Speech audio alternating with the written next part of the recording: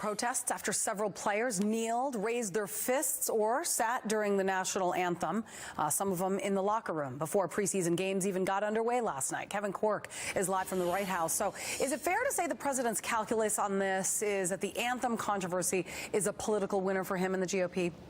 Yeah, good question. I don't think there's any question he's passionate about this issue.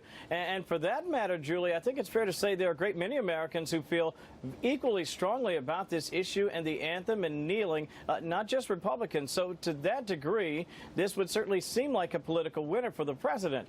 But also keep this in mind as he takes his shots on Twitter. You want to try to make sure that you're not overstating your power on the issue. Let me take you to the president's favorite social media platform and share just a bit of what he is saying about it today. He said the NFL players are at it again, taking a knee when they should be standing proudly for the national anthem.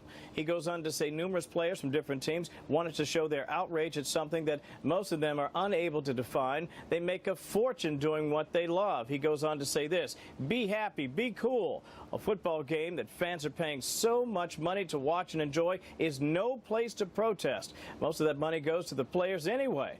Find another way to protest. Stand proudly for your national anthem or be suspended without pay. Now, that's not NFL policy, by the way. But you see, players argue they're not against the anthem or the military or law enforcement. They're simply using their platform to shine a much-needed spotlight on police brutality and other forms of abuse and discrimination. Where we are now, I just think it's important that we continue to, keep this conversation going, that we don't let it get stagnant. And, as we understand it, everybody's kind of waiting to see what the league is going to do. That doesn't mean that we stop, what we've been standing up for. Reading between the lines there, it looks like Butler is suggesting no matter how much the media or the league or even the president would like this issue to go away, it won't happen anytime soon. No, it is not going away. We're just at the beginning. Yeah. What's the league saying, by the way, about the continued protests by the players?